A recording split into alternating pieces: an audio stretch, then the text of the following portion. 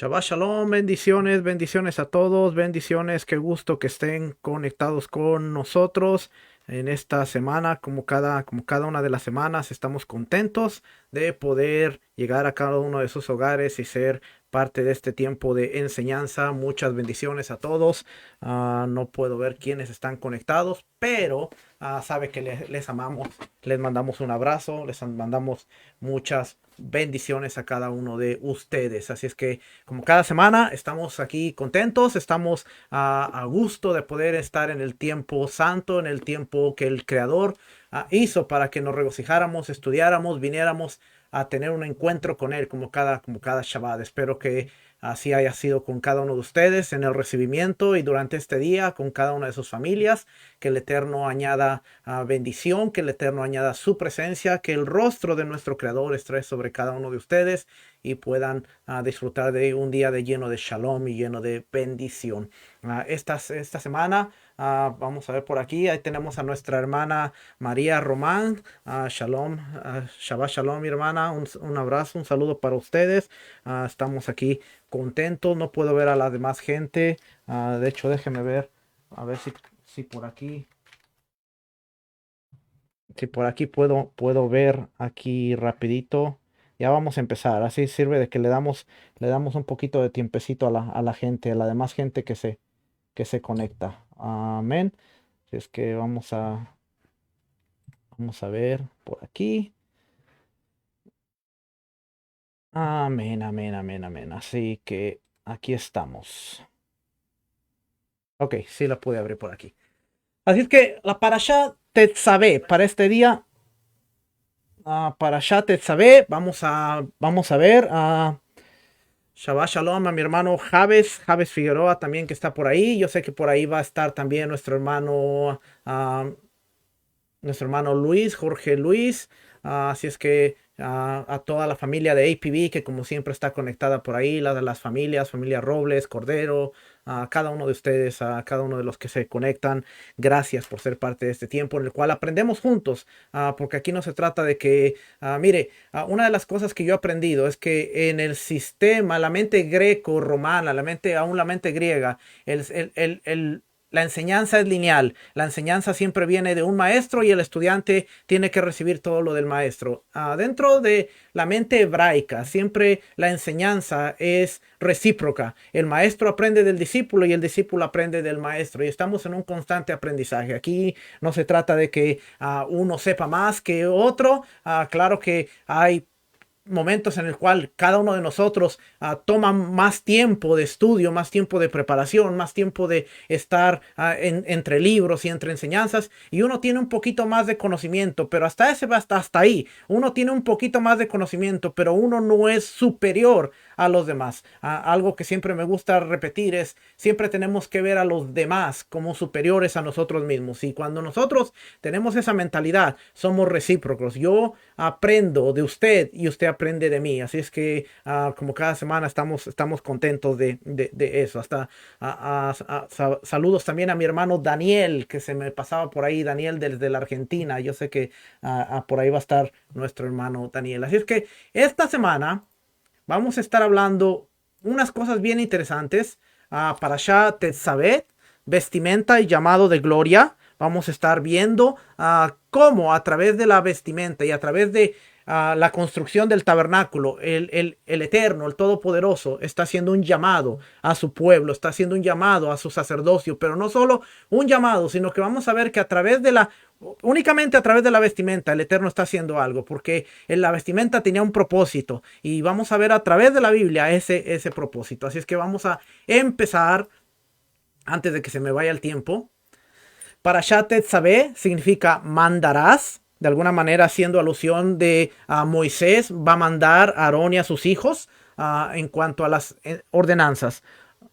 La porción de la Torá se encuentra en el libro de Shemot, capítulo 27, el libro de Éxodo, capítulo 27, del versículo 20 al capítulo 30, versículo 10. la porción de la Haftará, bien importante porque esta porción tiene que ver con el templo y con el llamado aún de el sacerdocio. Ezequiel capítulo 43, versículo 10 al versículo 27, y el Brit Hadashah, los evangelios, las cartas apostólicas escritos del primer siglo, lo que conocíamos como el Nuevo Testamento, Hebreos capítulo 13, versículo 10 al versículo 16. Bien importante porque a veces decimos, no, es que ya no quieren decir Nuevo Testamento porque es pecado. Mire, no se trata de pecado, se trata de hacer lo correcto. Y dentro de hacer lo correcto, cuando usted ve, mire, nosotros tenemos una serie que se llama El cristianismo a través de la historia y nos fuimos hasta atrás, hasta el tiempo de los macabeos, y de ahí venimos. Y cuando nos damos cuenta y por qué hay una hoja que tiene la separación donde dice Nuevo Testamento, haciendo una división entre lo que es Antiguo Testamento y Nuevo Testamento. ¿Quién la puso ahí? ¿Quién la instituyó?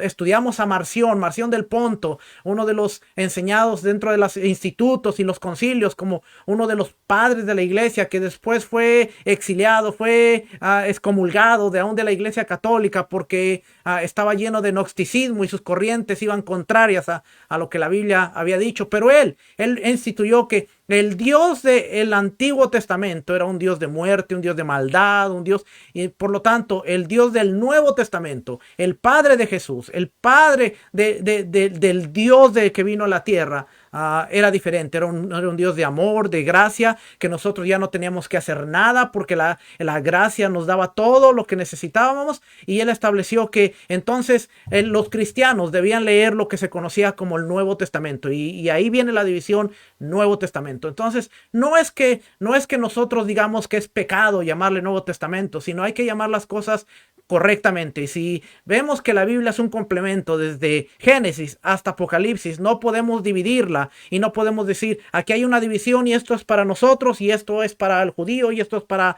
la ley que ya pasó. Y por eso es que nosotros decimos pacto renovado. Brit Hadashah, que representa Brit, pacto, Hadashah, renovado, porque se renovó un pacto, escritos del primer siglo, porque fueron escritos durante el primer siglo, pero usted le puede llamar Nuevo Testamento. Ahora, déjeme decirle, en esto del Nuevo Testamento, 85% de lo que usted lee como nuevo es referencia son citas de lo que se considera antiguo. Y el 15 son comentarios de ese 85%. Así es que lo que usted considera nuevo realmente es 85% de lo antiguo y 15% explicando ese 85%. Así es que si nosotros queremos decir, no, esto es nuevo, de nuevo, no tiene nada. Así es que hay mucha gente que dice hay que arrancar la hoja. Yo pienso que si usted quiere la puede arrancar para que no haya división, pero no tenemos que llegar a ese extremo. Simplemente entender que la Biblia es un complemento. Y cuando usted lee los evangelios, usted está viendo citas del Tanakh, de la Biblia hebrea, que va de Génesis hasta Malaquías. Cuando usted está viendo las cartas de Pablo, usted está viendo Hechos, usted está viendo las cartas de Pedro, Santiago, usted está viendo referencias que vienen de la primera parte del libro.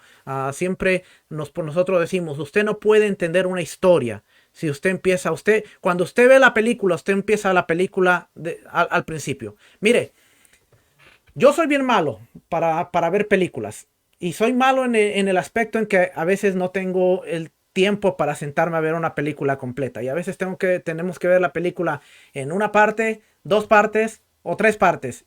Y aunque vemos la primera parte y después por los quehaceres tenemos que parar para después verla, no es lo mismo sentarse y decir ¿dónde nos quedamos? ¿Y cómo va la historia? Y más si pasan 3 días, 4 días, una semana y usted se vuelve a sentar y dice, bueno, vamos a ver la segunda parte de la película.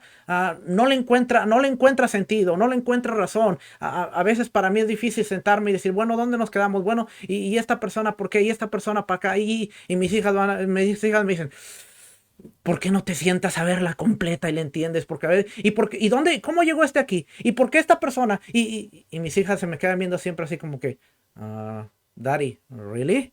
¿Really?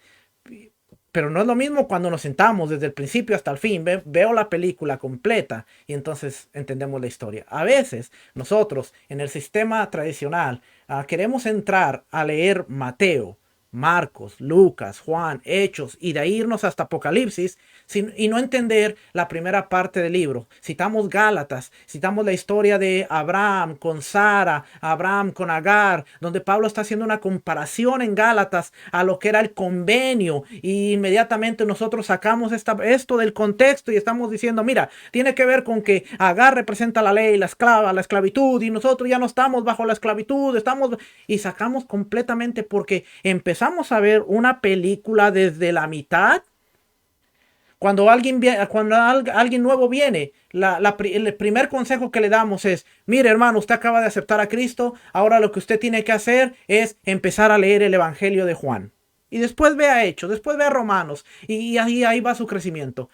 Cuando lo más sensato sería decir, vamos a ver Génesis y vamos a ver cómo empieza la historia del universo, cómo fue creado el cosmos, cómo fue creado el Edén en el jardín, cómo fue exiliado el primer hombre, cómo fue exiliada la humanidad del Edén, y cómo después entonces viene el propósito de Dios para llevar a Adán, a la humanidad, de vuelta al jardín. Y ahí podemos entrar a ver el tabernáculo, el templo, y podemos entrar a ver todas estas cosas como lo estamos viendo en este día de hoy, las vestiduras sacerdotales.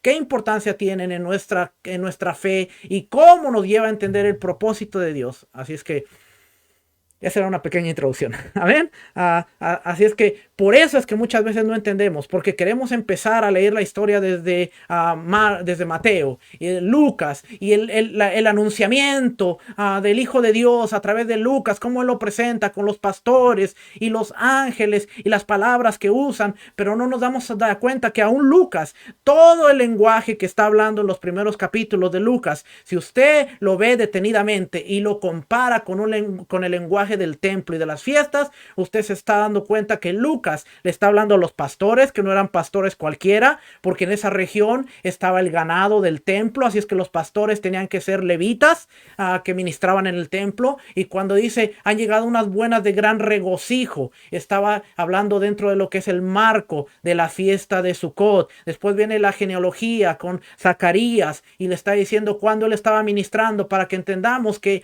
estaba durante la fiesta de Sucot, la fiesta de las cabañas, cuando Yeshua, cuando Jesús nace. Y todo esto lo podemos entender si leyéramos la primera parte del libro, llegamos a Lucas y entonces reconocemos el lenguaje y decimos, es durante Sucot. Entonces no hay tal cosa como Navidad, 25 de diciembre, y muchas de estas cosas, aún en el sentido común de leer la escritura, pudiéramos tenerlas. Así es que, familia Shawatov, nos vemos la próxima semana.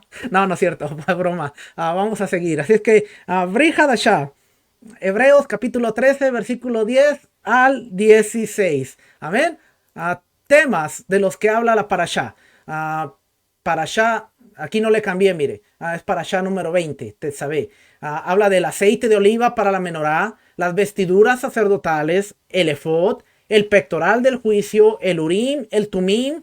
Esta parte es importante porque esta parte la vemos en la historia de Samuel, cuando aún Saúl dice que ellos iban a consultar el Urim y el Tumim. ¿Qué era consultar el Urim y el Tumim? ¿Qué tipificaba esta parte? ¿Por qué Dios se manifestaba en lo que era el Urim y el Tumim? Una parte fundamental que era prácticamente 12 piedras, el pectoral, lo que cargaba el sumo sacerdote. Únicamente el sumo sacerdote cargaba el Urim y el Tumim. También vemos las vestiduras de lino fino, las vestiduras de lino y la ropa interior. Habla aún de los calzoncillos que usaban los sacerdotes. Vemos la unción, cómo los sacerdotes son apartados, y vemos el altar del incienso. Así es que todas estas cosas las vemos en esta parashá. No vamos a hablar de todo esto porque, mire, hablar de cada una de estas cositas nos llevaría a tener una vigilia completa y probablemente necesitar la ayuda de varias gente para que compartiéramos todas estas cosas, hacer un día de congreso en la cual cada uno de los maestros desarrollar una parte y quizás hasta 2 o 3 desarrollar una partecita nada más, porque una persona querer desarrollar todo en el espacio de 1 hora Es imposible. El año pasado yo hablé del aceite de oliva para la menorá. Y cuando usted ve el significado del aceite puro, machacado, lo primero que salía del oliva, vemos un mensaje y una aplicación muy importante para nuestras vidas, porque vemos que no era cualquier aceite, era un aceite bien específico que únicamente servía para ese propósito, para encender las velas, encender las lámparas de la menorá. Era un aceite bien especial que tenía que ser a través del machacamiento, a través cómo ellos machacaban las olivas, cómo era como la primicia del aceite y cómo a través de las pruebas, a través de las situaciones difíciles, el Padre está sacando lo mejor de nosotros, nos está machacando, nos está llevando a la prensa para sacar ese aceite de olor grato y de olor fragante al Todopoderoso. Así es que vamos a entonces a empezar, porque todo esto, 15 minutos de introducción. Vamos en agradecimiento, vamos a dar gracias al Padre en reverencia. Gracias por su bendito regalo de la Torá. Y vamos a decir, bendigan a Yahweh, el que es bendito. Bendito es Yahweh, el que es bendito por siempre. Bendito eres tú, Yahweh, nuestro Elohim, Rey del universo, que nos elegiste entre todos los pueblos y nos diste tu Torá. Bendito eres tú, eterno, que nos das la Torá. Y leemos en hebreo, Barhu et Adonai ameborach, Baruch Adonai ameborach leolam baed, Baruch atar Adonai Elohenu melech haolam, Asher bacharbanu mikol ha'amin, Benatan lanu et Torato. Baruch atar Adonai noten ha-Torah.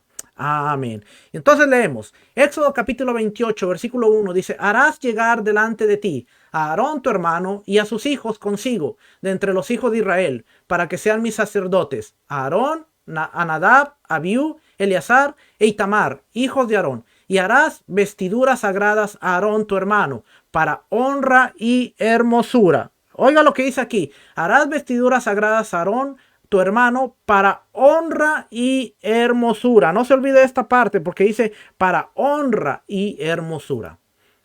Versículo 3 dice, y tú hablarás a todos los sabios de corazón, a quienes yo he llenado de espíritu de sabiduría, para que hagan las vestiduras de Aarón, para consagrarle, para que sea mi sacerdote. Las vestiduras que harán son estas: el pectoral, el efod, el manto, la túnica bordada, la mitra y el cinturón. Hagan pues las vestiduras sagradas para Aarón tu hermano y para sus hijos, para que sean mis sacerdotes. Tomarán oro, azul, púrpura, carmesí y lino torcido, y harán el efod de oro, azul, púrpura, carmesí y lino torcido de obra primorosa.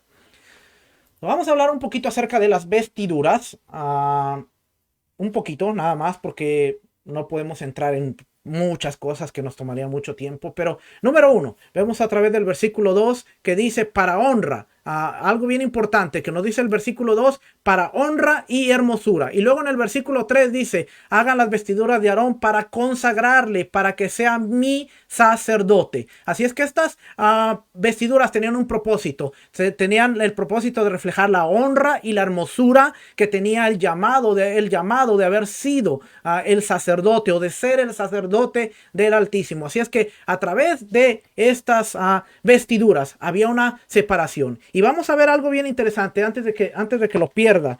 Déjenme ponerle aquí una notita, porque si no luego lo pierdo y estoy por aquí buscando.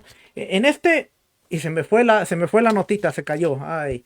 En este libro, el tabernáculo, la guía ilustrada de edición Ross Publishing, está en español. Vamos a encontrar algo bien interesante, si es que lo puedo volver a encontrar, porque se me fue.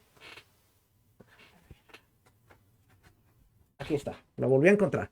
Vamos a ver algo bien interesante. Hay mucha información acerca del tabernáculo, hay mucha información en cuanto a los sacerdotes, hay mucha información en cuanto a lo que podemos hablar. Mire, si usted está interesado en ver lo que representaba el tabernáculo, lo que representaba el templo, yo le recomiendo, para empezar, que usted consiga este recurso. Después usted se puede conectar con Rico Cortés, nuestro maestro Rico Cortés, y puede entrar a cualquiera de los cursos, al curso del templo 101 y el 102, y yo le aseguro, y próximamente viene el 103, yo le aseguro que usted va a entender mucho de lo que representa el reino de Dios y lo que nosotros como hijos de Dios debemos entender acerca de su casa, de cómo acercarnos a Él. Pero está ese Está este otro que también uso muy seguido, la guía ilustrada del templo. Estas fueron recomendaciones que él me dio para poder tener recursos y entender las cosas básicas del templo, del tabernáculo. Así es que usted puede conseguir guía ilustrada del templo y guía ilustrada del tabernáculo. Hoy le voy a presentar varias cositas que hablan aquí en cuanto a las funciones, la vestimenta y el propósito. Así es que vamos a entonces a ver. Dice aquí, la instrucción continúa. En Tesabet, tú ordenarás, que representa tú ordenarás a Israel que mantenga una luz encendida en la oscuridad. La nación está consagrada al servicio santo. La santidad incluye la vestimenta adecuada, por lo que se preparan vestimentas especiales para los sacerdotes. El Cohen Hagadol, que es el sumo sacerdote, sacrifica un toro antes de entrar, porque no es posible entrar en la santa presencia de Dios sin derramar sangre. Y este concepto lo dice el escritor de Hebreos, que no puede uno entrar a la presencia del Todopoderoso sin sangre. El sumo sacerdote tenía que traer sangre una vez al año y presentarse al lugar santísimo. Si usted se perdió la enseñanza de la semana pasada, pudimos ver que la Biblia en el libro de Hebreos nunca dice que tenemos acceso al lugar santísimo a través del cuerpo del Mesías. Dice que tenemos acceso al lugar santo, donde está la menorá, donde están los panes de la presencia, donde está el altar del incienso, a través de el velo que se rasgó. Y el pastor Walter hablaba aún en la mañana todavía un poquito más del velo. El velo que se rasgó es el velo que da la entrada al lugar santo, donde está la menorá, los panes, donde está el altar. No se podía haber rasgado el velo del lugar santísimo, porque estaba cubierto por otro velo, que es el del lugar santo. Entonces dice que el centurión, dice que la gente vio el velo rasgarse, y eso únicamente sería posible si era el velo de la entrada hacia el lugar santo. Así es que cuando nosotros vemos esto, es a través de la traducción de la palabra griega, hagia. Y cuando dice lugar santo es hagia. Cuando dice lugar santísimo es hagia hagion, lugar santísimo. Kodesh hakodashim, el lugar santo es Kodesh. Entonces, ese canto que a veces nosotros decimos, yo tengo acceso al lugar más santo a través de la sangre del Cordero de Dios. Debemos verlo a través de la escritura, porque realmente no es que nosotros tenemos acceso. Ahora, espiritualmente, en una aplicación, nosotros tuvimos acceso al lugar santo cuando Mashiach, cuando Yeshua se presentó con su sangre a obtener la redención por toda la humanidad. Dice que cuando él murió, él entró al lugar santísimo. El libro de Hebreos entró al lugar santísimo con su sangre. Y ahí la humanidad iba completamente en él, así como la humanidad iba completa en el Cohen Hagadol, en el sumo sacerdote una vez al año, en el día de Yom Kippur, en el día de expiación. Así es que solamente para entender un poquito esto que vemos aquí. Solo para entender un poquito esto que vemos aquí. Así es que el sumo sacerdote tenía entrada, sacrifica un toro antes de entrar, porque no es posible entrar a la santa presencia de Dios sin derramar sangre. Otros mandatos detallan una ceremonia especial para la consagración de los sacerdotes. A partir de entonces, las ofertas, dice aquí, ofrendas diarias comenzarán y terminarán cada día. A las 9 de la mañana un cordero, a las 3 de la tarde otro cordero, las ofrendas tamid. Cada año en Yom Kippur, el sumo sacerdote limpia los altares para preservar la santidad. Si los pecados de la nación se acumulan en el altar sin expiación, la presencia de Dios podría ser expulsada del campamento. Y esto, cuando usted lee el libro de Ezequiel, vemos que Ezequiel ve una revelación en donde la presencia de Dios está en el lugar santo. Israel no se arrepiente, Israel no hace expiación por sus pecados, y dice que va del lugar santísimo a la entrada del lugar santo. Y luego, si Israel sigue con la misma condición, de ahí sale al área de afuera.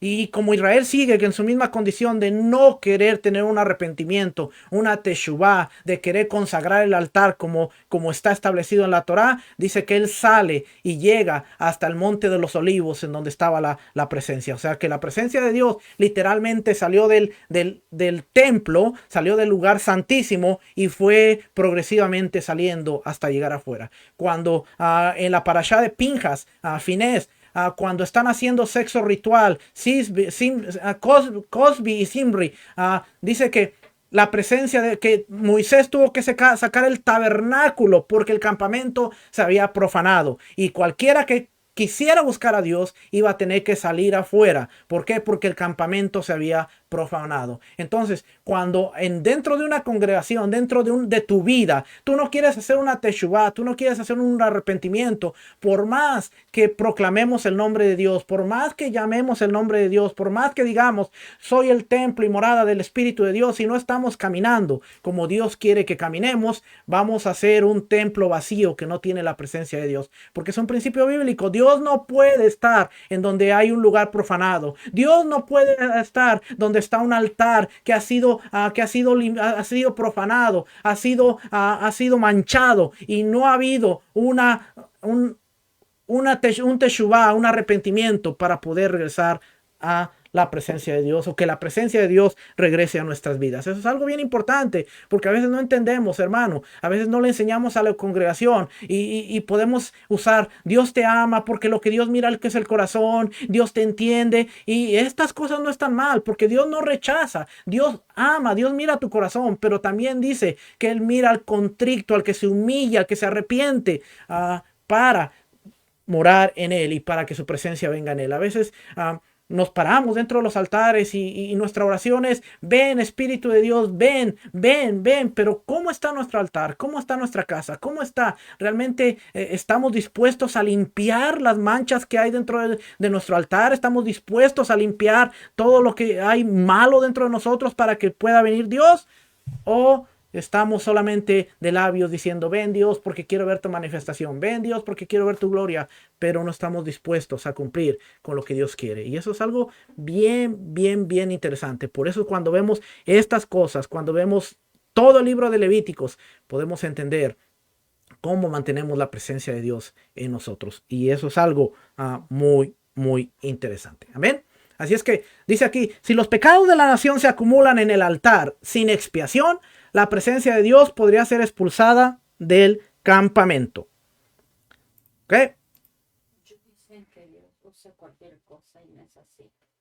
Amén. Muchas veces, exacto, muchas veces dicen que Dios usa cualquier cosa y no es así. Elohim usa cosas santas, exactamente. Y hoy vemos cómo está apartando el sacerdocio, cómo está apartando a Aarón, cómo le está dando vestimentas de honra, de gloria, cómo a través de la vestimenta vamos a ver cómo la vestimenta del sacerdote era una, la vestimenta del sumo sacerdote era otra, y cómo aún el trabajo, el oficio era muy distinto, pero ambos tenían vestimentas de honra y de gloria. Lógicamente no se puede comparar la vestimenta del sumo sacerdote con la del sacerdote, pero eran hechas con un propósito. ¿Por qué?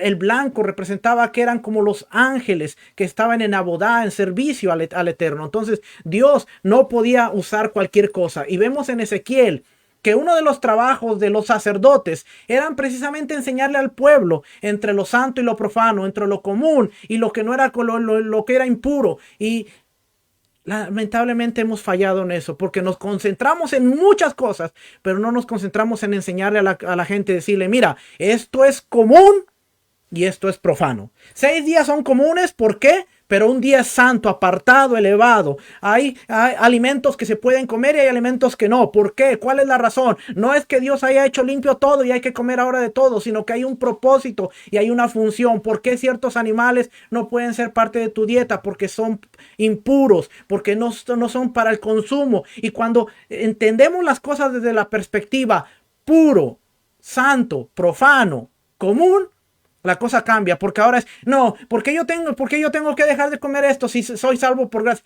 Es que no tiene nada que ver con salvación, porque no hemos entendido el concepto que Elohim usa las cosas conforme a su santidad, a ser apartadas. Por eso en esta parashá vemos que dice: vas a llamar a Aarón y a sus hijos, pero se van a consagrar durante 7 días y van a estar a la entrada del tabernáculo, y ahí tú vas a poner sangre en su oreja, vas a poner sangre en su pie. Vamos a ver este ritual que más adelante lo vamos a explicar cuando entremos a Levíticos, y vamos a ver cómo se consagraban. ¿Por qué? Porque estaban pasando de ser personas comunes a ser ahora personas que iban a ser intermediarios entre el Eterno y el pueblo, gente que iba a estar más cerca de la presencia. El sumo sacerdote era el que iba a entrar hasta el lugar más santísimo, estar frente a Dios, pero no cuando él quisiera, sino solamente una vez al año, y era para expiar, para limpiar el pecado de toda la nación. Así es que una de las cosas que tenemos que entender es que lo que yo hago afecta a los demás. Aquí no se trata de mis pecados, porque de alguna manera lo que tú haces afecta a los demás. Física, espiritual, emocionalmente. Hermano, el pecado que nosotros hacemos va a afectar a los demás. Si tú eres casado y tú pecas, va a afectar a tu cónyuge, a tus hijos, a tu matrimonio, a tu familia. El pecado va a afectar. Vemos cómo el pecado más común que tenía Israel era la lashon hara, el hablar mal. ¿Y qué hace Dios? Bueno, aquellos que hablen lashon hara, va a haber una mancha en su ropa para que la gente vea, algo mal anda en esta persona. Se mira muy bien, habla muy correctamente, se mira muy políticamente bien, pero algo anda mal, su ropa tiene manchas. Y luego su casa ha empezado a mancharse. Hay que llamar al sacerdote para inspeccionarla. Y llegaba el punto en el cual su casa estaba tan llena de manchas que tenían que derrumbarla. Imagínese la vergüenza que tú siendo una persona justa, correcta, que tú siendo una persona bien vista ante la sociedad, de repente tengas que llamar al sumo sacerdote, al sacerdote y decirle, creo que mi casa está infectada, y que el sacerdote te diga, esto es por el lashon hara y hay que derrumbar tu casa. Porque era una nación santa y debía comportarse como tal. Lo que más nos hiciera falta, hermano, es que hubiera manchas en nuestra casa, hubiera manchas en nuestra ropa, hubiera manchas en nuestro cuerpo para ver cómo estamos actuando de mal. Porque si algo tenemos es que somos un poquito boca suelta.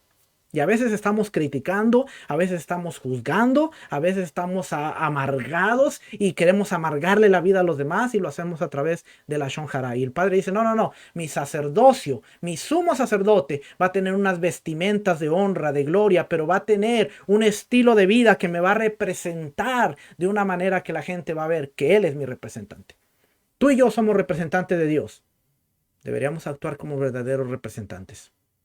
Hermano, y no me malentienda, hay una crítica constructiva, pero hay una crítica destructiva.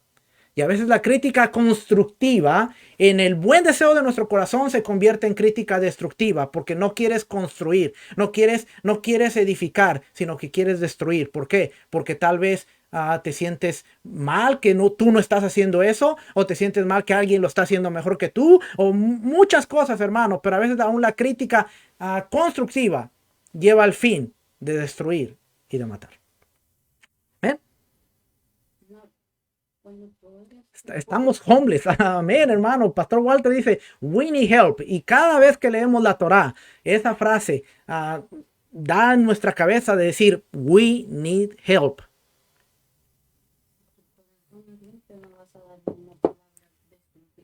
Si tu corazón es limpio, no vas a dar exactamente.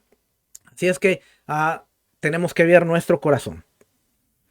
Los eventos principales incluyen que Dios continúe instruyendo a Moisés sobre el servicio del tabernáculo, incluida la luz eterna, vistiendo a los sacerdotes Aarón e hijos, consagrándolos y cómo ofrecerán sacrificios y cómo hacer el altar del incienso. Por eso, mire, esta parashá está conectada de principio a fin, que tiene que ver con la vestimenta, tiene que ver con consagración de los sacerdotes, tiene que ver con sacrificios y tiene que ver con el altar del incienso, que Hebreos dice que son nuestras oraciones. Nuestra hermana María Román puso un escrito muy, muy hermoso que dice que las oraciones son las que llevamos al altar del incienso, y eso es cierto. Los escritores hebreos estaban dando ese principio de, ok, no tenemos altar, pero ahora nuestras oraciones es como ese incienso que se quemaba todos los días, y ese incienso tenía que ser de una preparación especial. No cualquier incienso podía venir a entrar al altar. Tenía que ser el incienso de acuerdo a la receta, que no se podía usar fuera del templo. Era un incienso que no se podía usar fuera del templo. ¿Y eso qué quiere decir? Que cada día nosotros debemos quemar esas oraciones, traer ese incienso a olor grato, fragante delante del Padre. Y ese altar puede representar nuestro corazón. Estamos quemando porque de la abundancia de nuestro corazón salen las palabras. Y entonces si nosotros quemamos un incienso bueno y tenemos un corazón bueno, va a salir un olor grato y fragante. Pero si nuestro corazón es malo, y mire, cuando hablamos de la oración, es complicado porque la Biblia dice que si aún no somos fieles al convenio con la mujer de nuestra juventud, Malaquías, Dios no va a ver nuestras oraciones. La Biblia dice que si no obedecemos sus mandamientos, Dios voltea, Dios vira su oído para escuchar nuestras oraciones, se vuelven vanas. Entonces, cuando hablamos de la oración, tenemos que ver la oración en el contexto bíblico, porque hay requisitos para nosotros presentarnos delante de Dios. Sí, Yeshua nos dio acceso al Padre. Sí, Yeshua nos dio acceso al trono de la gracia. Sí, Yeshua es nuestro mediador. Pero de eso no deja de ver los requisitos que tenemos que tener para presentarnos delante del Padre.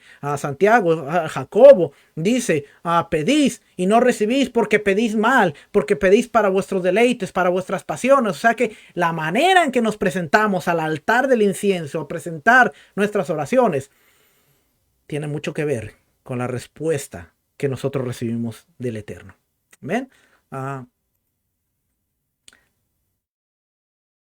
¿Y cómo hacer el altar del incienso? Okay, todo esto está conectado. Se requiere vestimenta adecuada para acercarse al Señor. Y aquí en la pantalla usted está viendo la vestimenta del sacerdote y está viendo la vestimenta del sumo sacerdote. ¿Okay? Son dos cosas bien distintas. No era lo mismo. El sumo sacerdote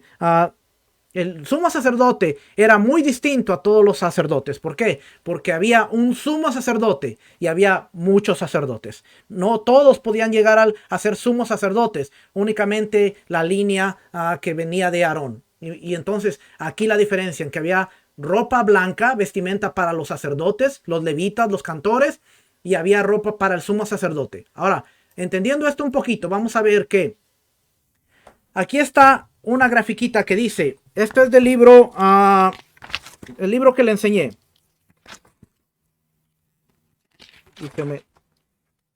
Aquí está. Este es del libro que le enseñé. Déjenme ponerlo aquí rapidito. Este es del libro El Tabernáculo, la guía ilustrada. Página... ¿Dónde está la página? Página 63. Entonces aquí, no sé si lo pueda ver, pero dice aquí, los levitas. Fíjese. Los sacerdotes, los levitas y el sumo sacerdote. Había tres diferentes personas alrededor del tabernáculo y alrededor del templo.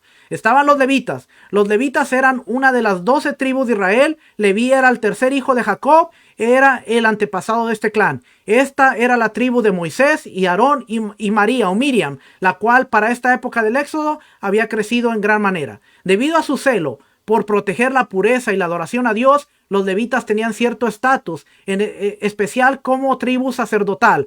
Éxodo 32, 25 a 29. Y para hacer referencia, esto tiene que ver con el becerro de oro. Después usted puede leer capítulo 32 y vea por qué los levitas son escogidos como sacerdotes. Había tres familias con diferentes responsabilidades para las tareas sagradas.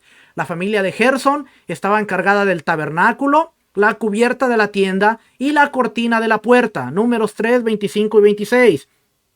La familia de Coat era responsable del mobiliario del tabernáculo, incluso los recipientes y las cortinas de los cuartos internos. Números 3:31. Las familias de Merari debían supervisar las tablas del tabernáculo, sus barras, sus columnas, sus basas y todos sus enseres. Números 3:36. Dios dirigía la asistencia que los levitas debían prestar a los sacerdotes en el tabernáculo. Números 3, versículos 5 al 10. En la época de David ayudaban en el horneado del pan sagrado y en el ministerio de la música, los levitas. Primera de Crónicas, capítulo 23, 28 y 29, 15, Primera de Crónicas 15, versículo 16. Dese cuenta, los levitas, ¿okay? Este era el trabajo de los levitas, porque estaban los levitas, estaban los sacerdotes y estaba el sumo sacerdote. Así es que ya vimos los levitas. Ahora vamos a ver los sacerdotes. Los sacerdotes descendientes de Leví eran la tribu sacerdotal. No obstante, Aarón y sus hijos habían sido especialmente apartados para las tareas sacerdotales. La intención de Dios era hacer de toda la nación de Israel una nación de sacerdotes para el mundo. Éxodo 19:6. Todos los primogénitos de Israel iban a ser los sacerdotes. Esa era la idea, esa es la intención del Todopoderoso, que cada primogénito iba a ser sacerdote. Dentro de esta nación, Aarón y sus descendientes cumplirían la función de líderes. Éxodo 19, 22 y 24, Éxodo 28 del 1 al 29, y Éxodo 28 del versículo 1 al capítulo 29, versículo 46. Más tarde, toda la tribu de Leví fue dedicada al servicio sacerdotal por el becerro de oro, nuevamente. Éxodo 32, 25 al 29, Números capítulo 3, versículo 5 al 10. La diferencia entre un levita común y uno del linaje de Aarón queda clara en Números capítulo 3, versículo 10. Aarón y sus hijos liderarían el sacerdocio y se acercarían a Dios. El servicio del tabernáculo era un ministerio exclusivo de los descendientes de Aarón. Los levitas eran responsables de mantener el tabernáculo provisto de animales, granos, vino, madera y todo lo necesario para el servicio de adoración. Además, brindaban asistencia a los sacerdotes en el tabernáculo. Números capítulo 8, versículo 18 al 22 y capítulo 18, versículo 6. Así es que ahí podemos ver la diferencia entre los levitas. Cualquier sacerdote podía ser levita, pero no cualquier levita podía ser sacerdote. Es una forma de entenderlo, ¿ok? Cualquier sacerdote era levita, ellos eran levitas, pero no cualquier levita podía ser sacerdote. Ahora, esto tenemos que entenderlo, por ejemplo, cuando vemos que los levitas o los sacerdotes cargaban el arca, y en muchas de las fotos vemos el arca descubierta, el arca a la intemperie. Y vemos en Números, especialmente Números, cuando veamos las porciones, vamos a darnos cuenta que el sacerdote, el sumo sacerdote, tenía que entrar y cubrir el arca. Nadie podía entrar a tocar el arca hasta que estuviera cubierta. El arca no andaba por ahí descubierta. El arca estaba cubierta con pieles. Después de que el sumo sacerdote cubría bien el arca, porque era el único que podía entrar al lugar santísimo, entonces entraban a los que les correspondía cargarla, llevarla. Pero eso de creer que cualquiera podía entrar al arca y decir vamos a llevárnosla, está erróneo porque no tenemos el conocimiento. El sumo sacerdote entraba, la cubría, la tapaba con pieles. Una vez que estuviera toda tapada y toda cubierta, entonces sí podía entrar la persona o los que la iban a cargar. Y el arca iba por ahí cubierta, tapada. Era el trono de Dios, pero nadie podía ver el arca así nada. Oh, mira el arca, ahí va. Veían que estaba cubierta. ¿Okay? Eso es algo que tenemos que entender, porque a veces decimos, no, el arca salía y vemos las fotos ahí en internet, vemos al rabino Google, al maestro Google dándonos la foto donde está descubierta, y eso no es así, hermano, porque únicamente el sumo sacerdote podía entrar a cubrirla. Ahora, ¿la cargaban los sacerdotes? Sí, pero cuando estaba cubierta. Ok, vamos con el sumo sacerdote. Solo los hijos de Aarón podían convertirse en sumos sacerdotes. Debía haber un solo sumo sacerdote, aunque existieron excepciones, como en la temprana monarquía, cuando Sadoc y Abiatar compartieron el oficio. Segunda de Samuel 20:25, que dice que había dos, pero esto le costó a los hijos de Abiatar perder el sacerdocio cuando se unieron a Absalón y cuando querían hacer un complot de tomar el trono, y después Sadoc viene y apoya a David para que Salomón se fuera el rey, y por eso Dios hace un trato, Dios hace un pacto con los hijos de Sadoc, que iban a ser sacerdotes por siempre. Cuando el sacerdocio levítico sea reinstituido en la tierra, los hijos de Sadoc van a ser los que van a llevar esta responsabilidad. Lea Segunda de Samuel, capítulo 20, para que usted vea lo que estaba pasando ahí. Había dos sumos sacerdotes. Estaba Sadoc y estaba Abiatar. Pero después queda Sadoc, cuando Salomón sube al trono. El oficio era hereditario y generalmente recaía en el hijo mayor, a menos que algún impedimento lo descalificara. Una persona podía ser descalificada por falla moral. Oiga, podía ser descalificada por falla moral, impureza ritual o deformidad física. Levítico 21, versículo 10 al 24. Podía ser descalificado por falla moral. Una de las cosas que no entendemos, hermano, es que a veces somos descalificados por falla moral. Cuando un ministro ha fallado moralmente y se rehúsa a dejar el cargo, se rehúsa a dejar el lugar, tenemos problemas. Yo no estoy diciendo que vamos a condenarlo y vamos a ahorcarlo y vamos a llevarlo a la hoguera, sino que como ministros tenemos que estar sujetos a rendir cuentas. Y cuando usted especialmente cometió un pecado, adulterio, un pecado grave, y usted se niega a la disciplina de decir, ok, ahora tengo que sentarme y someterme a lo que se llama la disciplina, que ha sido mal, hermano, la disciplina dentro de la iglesia ha sido mal usada. Se ha usado la disciplina como acto de manipulación, como acto de sometimiento. Si usted no hace esto, lo pongo en disciplina. Si usted no hace aquello, lo pongo en disciplina. Pero sí, hay situaciones en las cuales tenemos que entender que como ministro, como maestro, como gente que está guiando a otros, si tú cometiste una falla, tú tienes que tener la responsabilidad de decir, voy a sentarme, porque automáticamente estoy descalificado. A David nunca lo sentaron, pero qué más sentada que quería, que él reconoció, estoy muerto. Yo podía ofrecerte sacrificios que tú no quieres, que a ti no te agradan, porque yo sé que la paga mía es muerte. ¿Y cuál fue su disciplina? Su disciplina fue que el profeta Natán le dijo, tú no vas a morir, pero tu hijo va a morir. ¿Y qué más disciplina que su casa fue un desastre? ¿Y qué más disciplina que entre sus hijos se estaban matando y que su casa? ¿Qué más disciplina que esa? Hermano, yo prefiero decir, Padre, me someto a tu disciplina y haz lo que quieras conmigo, que ver mi casa de la manera que David hizo. Así es que es la excusa de, pero a David nadie lo sentó. Yo prefiero sentarme a vivir la vida que vivió David después de su pecado. Porque el Salmo 51 es del fondo de su corazón y dice, lávame, límpiame, porque él entendía que como él dijo, ese hombre debe morir. David entendía, yo debo morir por lo que hice. Y prácticamente el Salmo 51 vemos una actitud de arrepentimiento, una actitud de la cual viene y dice, Padre, y el profeta le dice, ok, tú no vas a morir, pero la criatura que está en el vientre va a morir. Y así es la consecuencia. ¿Ok?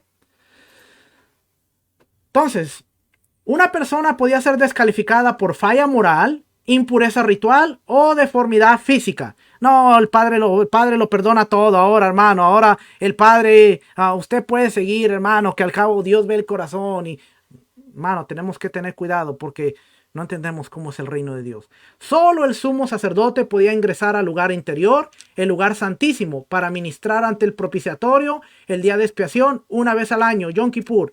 El sumo sacerdote, no obstante, estaba también encargado de toda la orden sacerdotal y supervisaba a los demás sacerdotes y levitas. El sumo sacerdote estaba encargado de los sacerdotes y de los levitas. Había una cadena en comando dentro del templo. Los levitas se sometían a los sacerdotes se sometían al sumo sacerdote y el sumo sacerdote se sometía a Dios y al pueblo, porque si estaba descalificado moralmente, no podía seguir en el cargo. Y él se hacía responsable de sus hechos, en el cual él tenía que decir, no puedo estar aquí. ¿Ve? Eso se llama rendir cuentas. Eso se llama estar en sometimiento. ¿Cómo tú estás sometido a Dios? En que la gente te está viendo en tu proceder, en que la gente va a ver al sumo sacerdote y si cometió una falla moral, automáticamente tiene que dejar el cargo. Y eso se llama someterse a Dios. ¿Cómo te sometes a Dios? Que a través del pueblo tú estás siendo juzgado y el pueblo te dice, usted no puede seguir porque esta falla que usted cometió ha sido moral. Y uno tiene que tener, hermano, uno tiene que tener la humildad. Uno tiene que tener la humildad de decir, el carácter, el dominio propio de decir, reconozco que necesito un tiempo de sanidad. Necesito un tiempo en el cual yo debo reconocer la conducta. Yo debo reconocer lo que yo hice. Yo debo reconocer que estuve mal. Yo debo reconocer yo. No, Dios, cámbiame. No, Dios, transfórmame. No, Dios, mueve mi vida. No, Dios, mueve mi corazón. Mire, esas oraciones son vanas, hermano. ¿Por qué son vanas? Porque la mayor parte del tiempo nosotros le oramos a Dios y le decimos, Dios, cámbiame, Dios, transfórmame, Dios, quita esto de mí, Dios. Y Dios dice, te voy a dar las herramientas para que tú lo hagas. No, Señor, qué pereza. No, Señor, pero yo, no, Señor, queremos todo instantáneo, queremos la unción, queremos todo como ir a McDonald's. Usted pide en el drive-thru, Señor, cámbiame, y usted va a la ventanilla y ¡pum! Automáticamente te cambias. Ya no eres el mismo, ya eres diferente. No, necesita significa trabajo interno, sanidad interna. Hermano, esa oración de cámbiame, pero tú no querer hacer nada es vana. No va para ningún lado. Transfórmame, pero saber que tú no quieres dejar el pecado y tú no quieres dejar el estilo de vida que tienes es vano. Hermano, enseñarle a la gente que el Espíritu Santo te va a cambiar es hacerle daño a la gente, porque es hacerle creer que todo va a venir de lo alto, tú no tienes que hacer nada, todo va a venir de la noche a la mañana. Hoy te duermes siendo malo, al otro día te levantas con un aro en la cabeza, siendo la persona más espiritual del mundo y tú no tienes que hacer nada, mi hermano. Le estamos haciendo un daño al pueblo, porque no le estamos enseñando a apartarse. Sí, Dios va a hacer una obra a través de su Ruach, a través de su Espíritu. Te va a dar la revelación, te va a dar el conocimiento, te va a dar todo lo que se necesita, te va a poner el querer, cómo el hacer. Pero de ti depende el decir hasta aquí. Voy a cambiar y voy a ser diferente. Voy a ser distinto. Voy a dejar esto que me está agobiando. Voy a dejar esto que me tiene en el piso y voy a caminar hacia lo que el Padre quiere que haga. El Ruach trabaja, sí, el Ruach trabaja, pero depende de nosotros, hermano. Pero la mayor parte del tiempo es, no, Dios te va a cambiar. Ay, Espíritu Santo, cámbiame. Espíritu Santo, transfórmame. Espíritu Santo, y dentro de ti tú sabes que tú no quieres cambiar. Seamos sinceros. ¿Cuántas veces decimos, Espíritu Santo, cámbiame? Oh, Ruach HaKodesh, transforma mi vida, y tú sabes que no quieres cambiar. Transforma mi matrimonio, cambia mi casa, cambia mi hogar, pero tú sabes que tú no quieres cambiar. Y nuestros matrimonios, nuestras familias, nuestros hijos, nuestra vida no va a cambiar si nosotros no tomamos la iniciativa de decir, yo quiero cambiar. Yo quiero ser diferente. Así es que el sumo sacerdote, no obstante, estaba también encargado de toda la orden sacerdotal, supervisaba a los demás sacerdotes y levitas. El levita sabía que el sumo sacerdote era su jefe.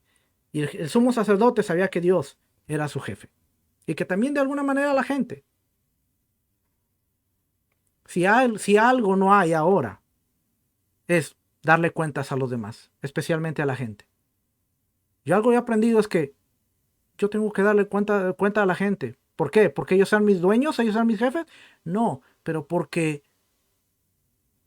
yo debo vivir conforme a lo que yo enseño. Cuando yo me salgo de ese estándar, la gente tiene el derecho de decir, pastor, usted me está enseñando esto, pero usted está viviendo esto. Y ese fue un principio que Yeshua enseñó. Lo que ellos les digan, hagan, pero no hagan como ellos, porque dicen y no hacen, son sepulcros blanqueados. Y los líderes religiosos de ese momento dijeron, este nos dio donde nos duele. ¿Por qué? Porque llamar a la gente hipócrita, ser un excelente maestro, pero ser un hipócrita por su estilo de vida, duele. Que alguien te diga, tú eres un hipócrita porque tú no vives lo que enseñas. A más de alguno le va a dar en el ego, le va a dar en el corazón y va a decir, hey, ¿tú quién eres? ¿Tú quién eres para estarme diciendo eso? Soy tu oyente. Y yo creo que tengo el derecho de, hey, si tú me estás enseñando esto, sé congruente con tu enseñanza. Pero no a muchos les gusta esto, hermano. No a muchos les gusta y es un mensaje que nos duele. Es un mensaje que cuando alguien venga y te diga, mira hermano, usted me dijo que Shabbat es esto, pero yo lo he visto haciendo esto en Shabbat. Te va a doler. Por eso debemos ser congruentes. ¿Ven?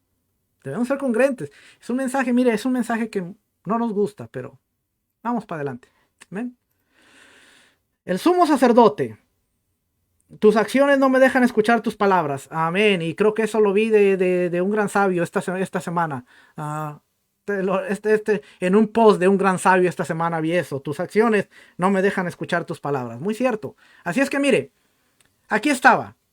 La tribu de Leví era toda la tribu. Entre ellos estaban Gerson, Coat, Merari. Todos trabajaban en el tabernáculo. Todos trabajaban en el templo. De Coat estaba Amram, Hebrón, Ishar y Uziel. De Amram estaba Aarón y Moisés. De Aarón salió Eleazar, Pinjas, Fines y Sadoc. Y de Aarón salieron Itamar, Nadab y Abiú. Nadab y Abiú, ya sabemos cómo terminaron Nadab y Abiú. Por eso, Coré tenía problemas. Cuando vemos la rebelión de Coré tenía problemas. Porque si vemos, Coré estaba a la misma altura de Aarón. Y Coré decía, ¿quién soy yo para someterme? ¿Acaso solo Dios va a hablar por Aarón y Moisés? ¿Acaso solo ellos son descendientes de los levitas? Yo también estoy ahí. A mí también me debería tocar el sumo sacerdocio. A mí también me debería tocar. ¿Y qué le tocaba a Coré? A Coré le tocaba cargar el arca del testimonio cuando estuviera cubierta. Fíjese qué privilegio tenía Coré. Cargar el trono de gracia, cargar el trono donde la presencia de Dios se manifestaba. Pero no, Coré quería ser como Aarón. Coré quería ser un sacerdote. Coré quería ser un líder. Coré quería ser líder del pueblo como lo era Aarón. ¿Por qué? Porque era hijo de Ishar, era hijo de Coat, era hijo del hermano de Amram, que eran hijos de Coat. Tenían por descendencia, él estaba a la misma altura que estaba Aarón. Y el privilegio de él era cargar el arca, pero él no la quería.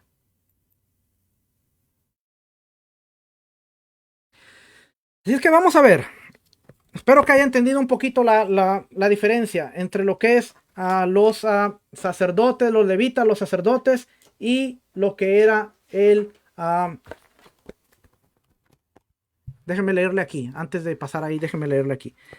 Dice, el sumo sacerdote. Dios elegía al sumo sacerdote, esta es la página 64. Dios elegía al sumo sacerdote como mediador entre Dios y los israelitas. Esta parte es importante porque si no entendemos qué era el sumo sacerdote, no vamos a entender el libro de Hebreos. Y hoy en la tarde vamos a hablar acerca de Yeshua como el sumo sacerdote y el trabajo que él tiene como sumo sacerdote entre Dios y el pueblo. Y por qué el libro de Hebreos habla del capítulo 5, capítulo 6, capítulo 7, capítulo 8, capítulo 9, capítulo 10, hablando de Yeshua como el sumo sacerdote. Y habla del capítulo 5, 6 y 7, haciendo una diferencia entre lo que era el sumo sacerdocio y el sacerdocio en el orden de Melquisedec. Y vamos a hablar un poquito acerca de quién era Melquisedec, qué es el orden de Melquisedec versus el orden levítico y por qué el libro de Hebreos nos explica todo esto para que poder entender cómo Yeshua es el sumo sacerdote nuestro en el tabernáculo celestial según el orden de Melquisedec. ¿Y dónde quedamos nosotros? Que decimos que somos sacerdotes. Porque él es el sumo sacerdocio en el orden de Melquisedec. Y vamos a tener que ver quién es Melquisedec para poder entender qué está haciendo Yeshua. ¿Qué hizo Yeshua? ¿Dónde está Yeshua ahora? Y por qué la escritura dice que él es nuestro sumo sacerdote. Pero claramente lo dice, sumo sacerdote en el orden de Melquisedec. Eso quiere decir que hay un orden y tenemos que entender el orden de Melquisedec. Ahí tenemos que irnos hasta Génesis y entonces poder seguir hacia adelante. Así es que Dios elegía al sumo sacerdote como mediador supremo entre Dios y los israelitas. Este debía ser de la tribu sacerdotal de Leví y puro en su linaje como descendiente de Aarón, hermano de Moisés y primer sumo sacerdote. Ser el sumo sacerdote no era una elección que podía tomar una persona por sí misma. Dios era quien establecía las normas para el oficio. Hebreos capítulo 5, versículo 1 al 5. Y escogió a Aarón y a sus descendientes luego de él. Solo el sumo sacerdote podía oficiar y dirigir determinadas ceremonias, principalmente las tareas asignadas para el día de expiación, los sacrificios de ese día y por sobre todo las oraciones de intercesión que se hacían en el lugar santísimo ante el propiciatorio. Solo podía hacerlas el sumo sacerdote únicamente en ese día y de la manera adecuada. El sumo sacerdote tenía leyes de purificación más estrictas que el resto del pueblo e incluso que los demás sacerdotes. Oiga, el sumo sacerdote tenía leyes de purificación más estrictas. Tenía una vestimenta de mayor gloria y honra, pero tenía unas leyes de purificación más estrictas que el resto del pueblo e incluso que los demás sacerdotes. Y usted puede leer Levítico capítulo 4, versículo 1 al 12, Levítico capítulo 21, versículo 10 al 15. El sumo sacerdote estaba también a cargo de toda la orden sacerdotal y supervisaba a los demás levitas. Esa parte ya la vimos. ¿Okay? David era de la tribu de Judá, cierto. Por eso Mashiach, Yeshua, es rey de acuerdo a la tribu de Judá en la tierra. Pero en el sacerdocio es en el orden de Melquisedec, en el sacerdocio terrenal, porque él no puede ser sacerdote levítico. Hebreos dice que aún estando en la tierra, él no puede ministrar, porque el sacerdocio terrenal le ha sido dado a los levitas. Entonces tenemos que entender que él es de la tribu de Judá por el reinado, de tu vara, de tu linaje saldrá el rey. Él es el rey sobre Israel de acuerdo a la tribu de Judá, pero él es sacerdote en el orden de Melquisedec, que es el orden que se usa en el cielo, en el tabernáculo, en donde el orden levítico no tiene validez, no puede entrar, no se puede ministrar en el tabernáculo celestial.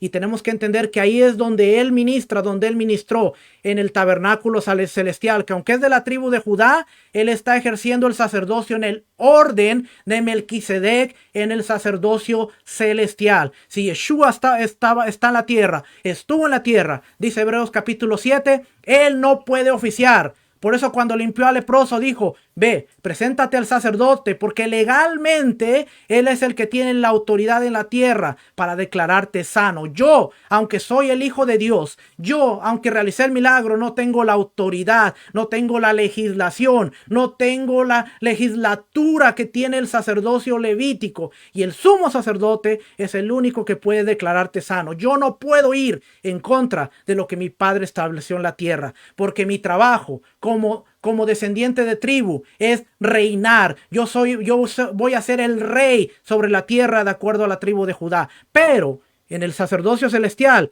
yo soy el sumo sacerdote en el orden de Melquisedec. Y que por eso tenemos que entender, porque por eso si confundimos el sacerdocio levítico y el sacerdocio de Melquisedec, que son dos diferentes, y hoy en la tarde lo vamos a hablar, por eso si entendemos esto, vamos a entender Hebreos. Hebreos está haciendo una diferencia y Hebreos 5, 6, 7 está hablando de Levítico, las diferencias, lo que tenía las imperfecciones, todo lo que tenía el sacerdocio levítico y elevando la ley a un sacerdocio mucho mayor, completo, con mejores promesas y mejor, un sumo sacerdote mayor de acuerdo a Levítico. Pero cuando el tercer templo sea reedificado, que por cierto, fake news, todo lo que usted está oyendo de que los judíos están levantando el templo, el tercer templo, es falso.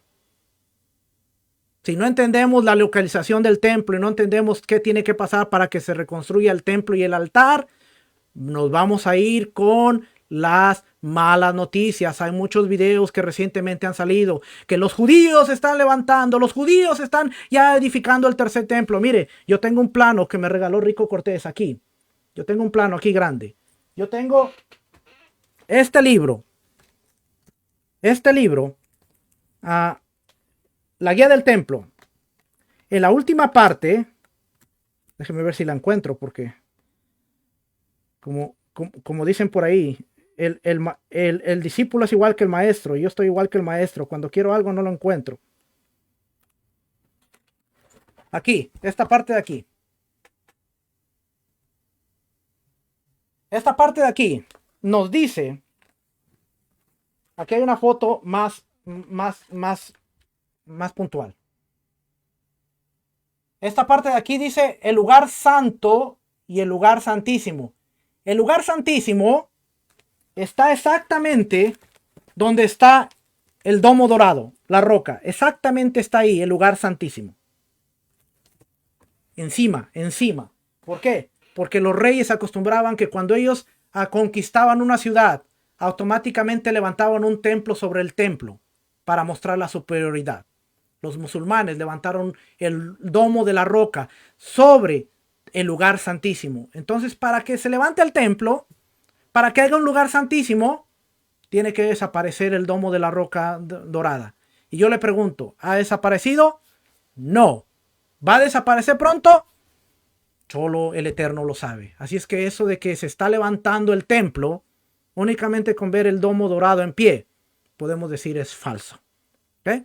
Porque ahí exactamente ahí va a ser el lugar santo, el lugar santísimo del tercer templo, encima de la roca.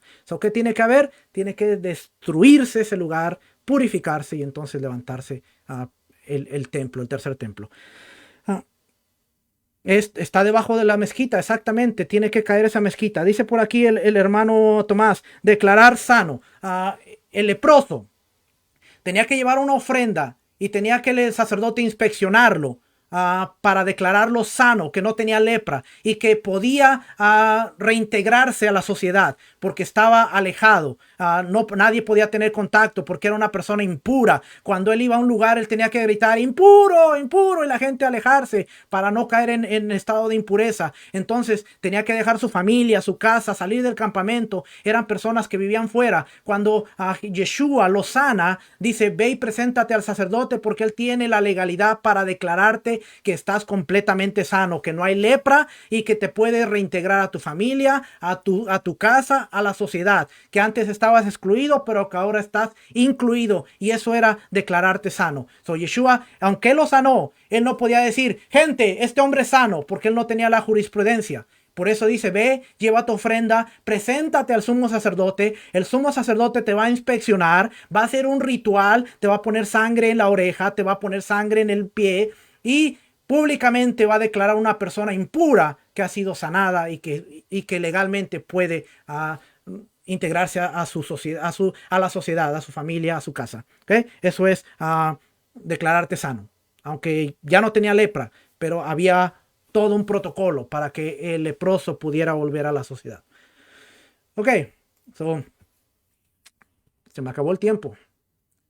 Mire, del Sonderban, el comentario de Sonderban, vamos a ver alguna información rapidito y vamos a ver algunas piezas de la vestidura sacerdotal.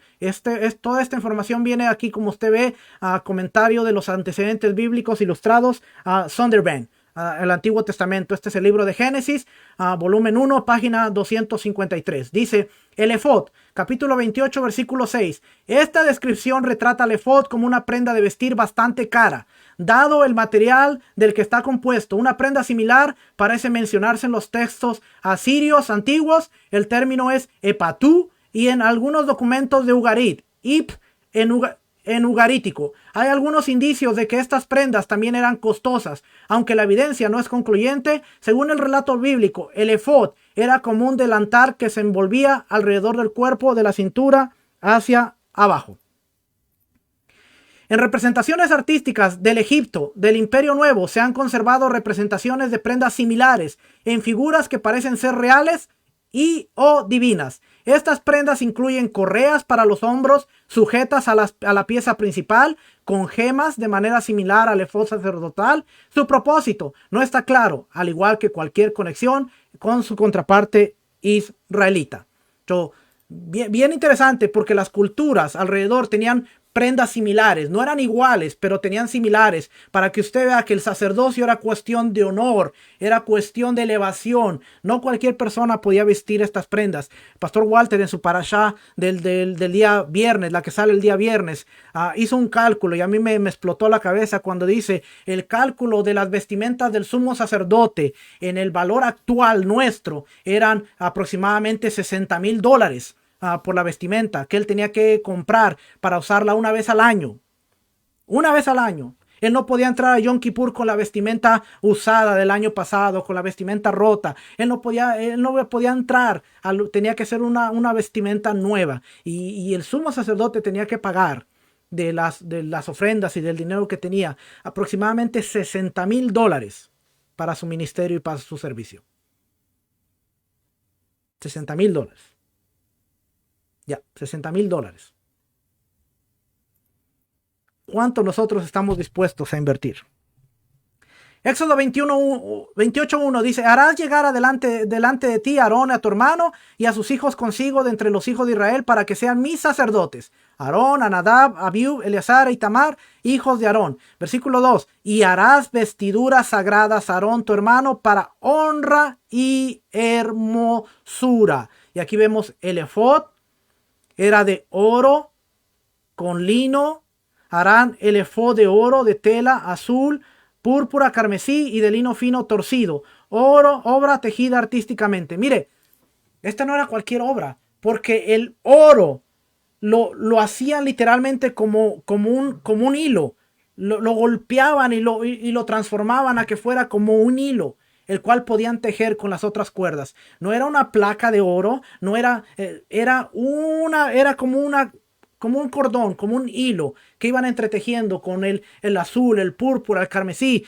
Cuando nosotros vemos estos colores, azul, púrpura, carmesí, en el contexto del antiguo Medio Oriente, nos vamos a dar cuenta de que todos representaban realeza, todos representaban honor, todos representaban un lugar alto dentro de la sociedad. Por eso cuando el Eterno viene y les manda a hacer tzitzits, los tzitzits con el color azul que representaba la realeza, esto era revolucionario para la gente, porque no solo se trataba de cumplir con un mandamiento, sino cuando las otras naciones veían a un panadero tener el color real en su vestimenta, ver al campesino, ver a la gente, y ellos decían, ¿qué está pasando? En nuestra cultura solamente el rey, solamente la gente de altos rangos puede traer este color, pero esta nación, el campesino, el panadero, el obrero, todo mundo trae el azul de la realeza en su vestimenta.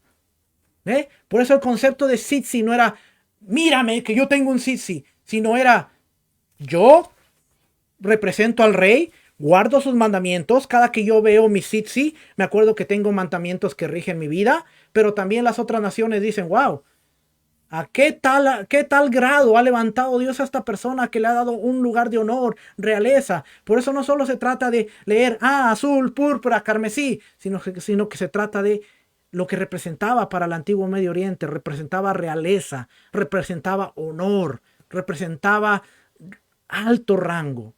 Imagínese a una gente de la otra nación venir y ver a un campesino con un tzitzi, con azul, el azul real, y decir, oyes, en nuestra sociedad no nos dan ese honor, pero mira esta sociedad.